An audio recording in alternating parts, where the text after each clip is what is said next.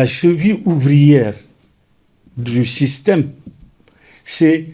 les comités nationaux,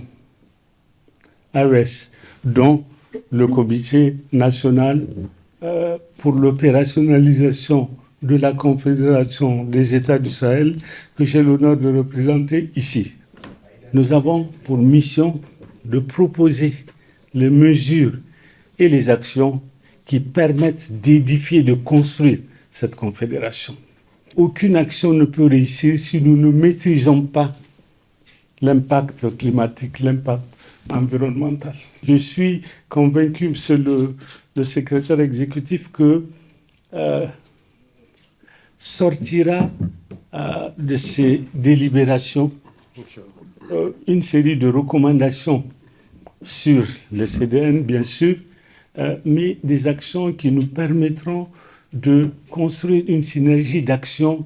au niveau de ces trois États. Aujourd'hui, nous nous réunissons pour discuter des priorités opérationnelles pour le cas particulier de nos trois pays de la Confédération de l'Alliance des États du Sahel, dans le cadre de la révision de leur CDN et pour parfaire la cohérence avec les priorités nationales émanant de la vision politique des plus hautes autorités ainsi que des aspirations des populations des trois pays.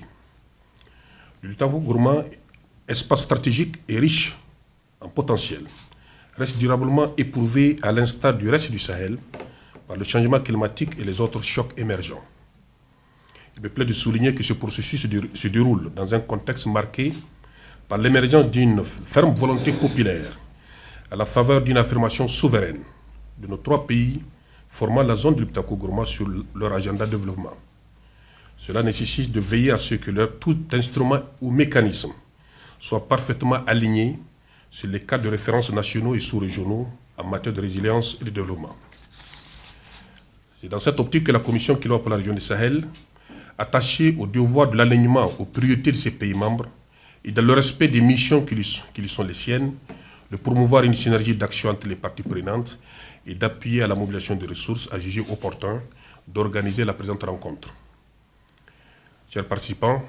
comme vous le savez, les CDN sont des documents stratégiques qui définissent les ambitions climatiques et les priorités de développement de chaque pays. Leur révision offre ainsi l'opportunité de renforcer les engagements climatiques, d'accroître la résilience et de promouvoir un développement durable pour nos pays. Au cours de cet atelier, nous devons travailler ensemble, de manière collaborative, pour identifier les priorités communes et complémentaires qui doivent figurer dans les contributions déterminées au niveau national et révisées, définir des standards communs pour la mise en œuvre conjointe et la standardisation des dossiers pour l'accès au financement, renforcer la coordination institutionnelle pour un suivi post-événement efficace et inscrire l'échelle locale dans l'agenda et sous-régional du